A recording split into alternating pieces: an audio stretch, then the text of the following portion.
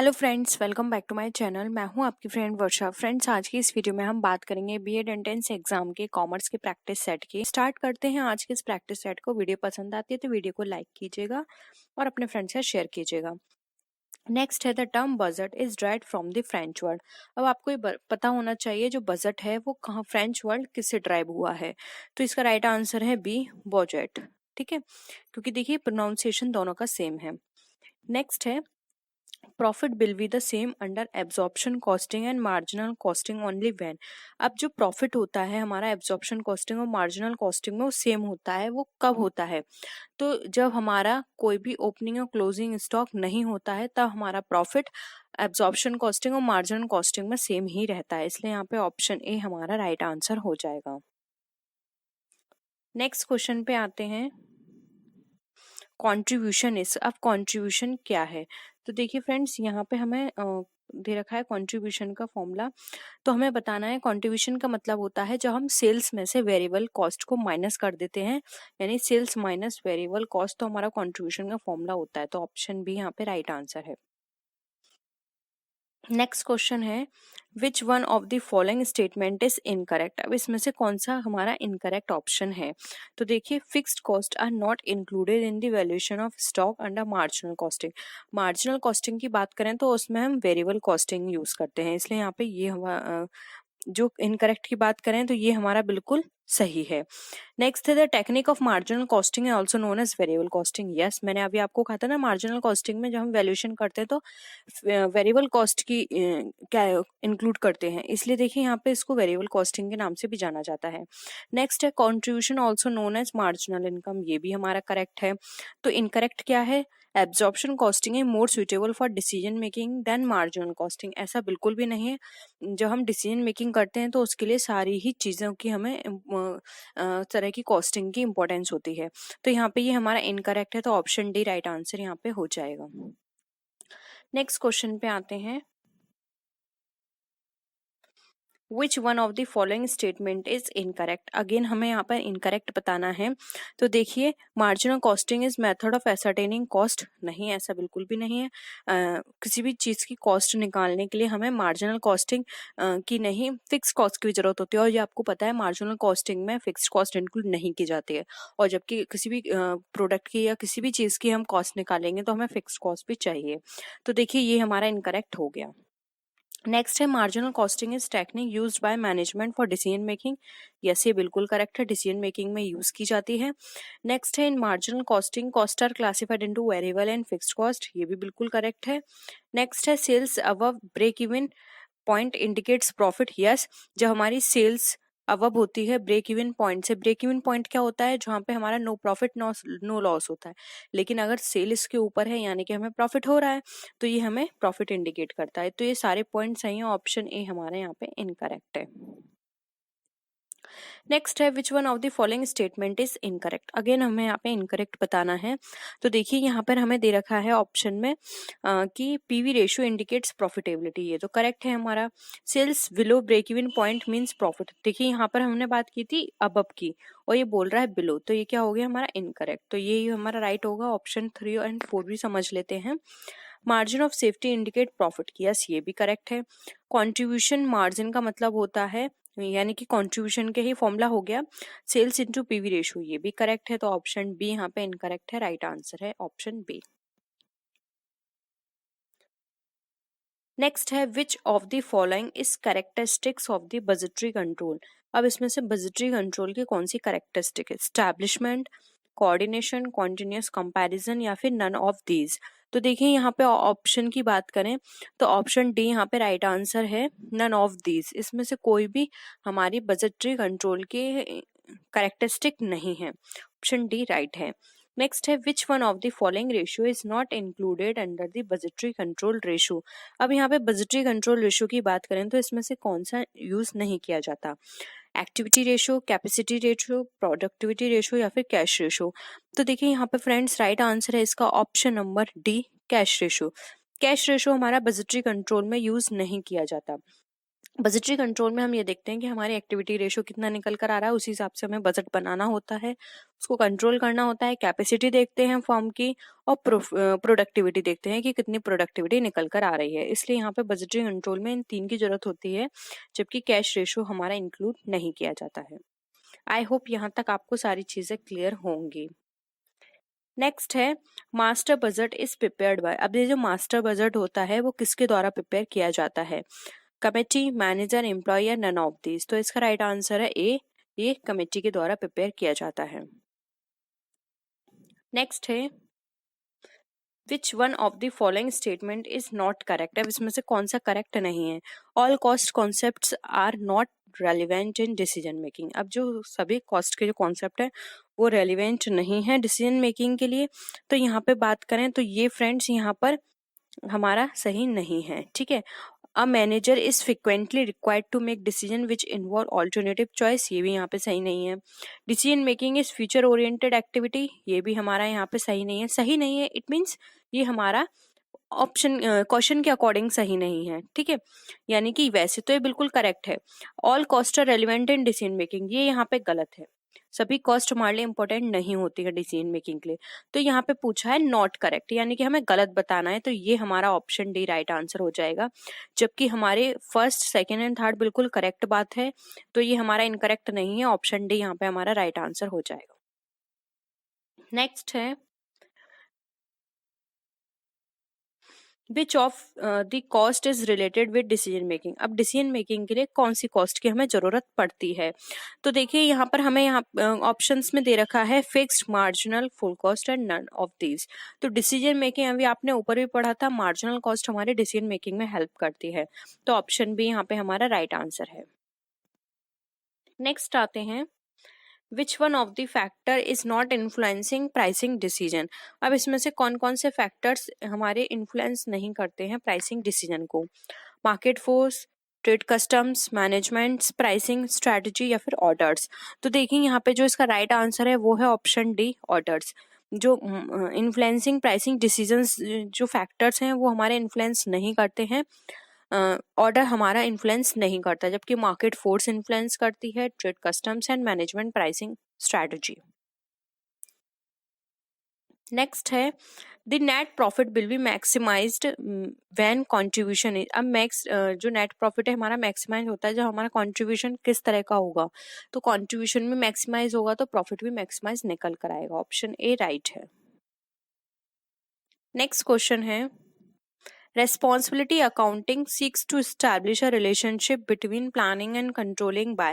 अब जो relationship responsibility accounting है वो स्टैब्लिश करती है प्लानिंग और कंट्रोलिंग में रिलेशनशिप। तो देखिए यहाँ पे किस तरह से करती है, establish a system of collective responsibility, fixing organisational responsibility for profit planning and control, या फिर dividing standards of work performance, या फिर controlling cost and performance.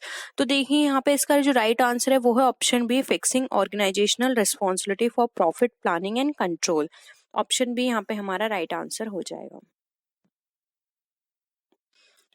Next question है responsibility accounting is a system of dash where responsibility is assigned for the control cost. अब जो responsibility accounting है वो हमारा एक किस तरह का सिस्टम है जहां हमारी रेस्पॉन्सिबिलिटी असाइन कर दी जाती है कॉस्ट को कंट्रोल करने में। तो यहाँ पे देखिए इसका ये कंट्रोलिंग सिस्टम ही है। ऑप्शन ए हमारा यहाँ पे राइट आंसर है, कंट्रोल सिस्टम है जो कि हमारी रेस्पॉन्सिबिलिटी को असाइन करने में और उसकी कॉस्ट को कंट्रोल करने में हेल्प करता है। नेक्स्ट है which one of the centre is not a part of responsibility centre. अब इसमें से कौन सा सेंटर हमारे रेस्पॉन्सिबिलिटी सेंटर का पार्ट नहीं है? एक्सपेंस, रेवेन्यू, प्रॉफिट या फिर stock.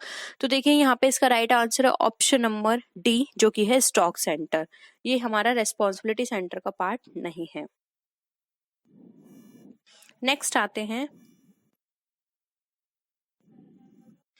Each responsibility centre is put under the charge of a responsibility. अब इसमें जो ईच रेस्पॉन्सिबिलिटी सेंटर जो है वो किस तरह की रिस्पॉन्सिबिलिटी चार्ज करता है, किसके लिए, मैनेजर, अकाउंटेंट, एम्प्लॉय या फिर ऑल ऑफ दीज। तो इस पर राइट आंसर है ए, मैनेजर के लिए। Each responsibility centre put under the charge of a responsibility, यानी हर मैनेजर को उनके अकॉर्डिंग रेस्पॉन्सिबिलिटी असाइन कर दी जाती है उनके रेस्पॉन्सिबिलिटी सेंटर के अकॉर्डिंग। ठीक है, तो ऑप्शन ए राइट आंसर है। नेक्स्ट है which one of the following is not essential for a sound system of budgetary control. अब बजटरी कंट्रोल के लिए यहाँ पे क्या चीज जरूरी नहीं है, तो यहाँ पे ऑप्शन डी राइट आंसर है। फ्लैक्सिबिलिटी इसमें जरूरी नहीं है, जबकि बजटरी कंट्रोल के लिए चार्ट हमें जरूरी है जिसके अकॉर्डिंग हम चेक कर पाए सारी चीजें किस किस तरह से हो रही हैं। बजटरी सेंटर हमारे लिए इंपॉर्टेंट है सबसे ज्यादा बजट। बजट नहीं होगा तो हम उसको कंट्रोल किस तरह से करेंगे, जबकि फ्लैक्सिबिलिटी इतनी इंपॉर्टेंट नहीं है इसमें। नेक्स्ट है which of the following statement is correct. अब इसमें से कौन सा स्टेटमेंट है जो कि हमारा करेक्ट है। Marginal costing technique use by management for decision making, yes ये करेक्ट है। In marginal costing cost are classified into variable and fixed cost, again ये भी करेक्ट है। A firm earn no profit no loss और incur no loss eight BEP, ये भी correct है। जब बीईपी की सिचुएशन होती है जहां पे फर्म को ना ही प्रॉफिट होता है ना ही लॉस होता है। तो देखिए यहाँ पे ऑल ऑफ दीज हमारा करेक्ट है, ऑप्शन डी राइट आंसर हो जाएगा। नेक्स्ट है which of the following statement is correct. अब इसमें से कौन सा स्टेटमेंट हमारा करेक्ट है। BP is a point at which total revenue is equal to total cost, ये हमारा बिल्कुल करेक्ट है यहाँ पर। फिर है हमारा कंट्रीब्यूशन मार्जिन यानी कि सेल्स इनटू पीवी रेशियो, ये भी हमारा करेक्ट है।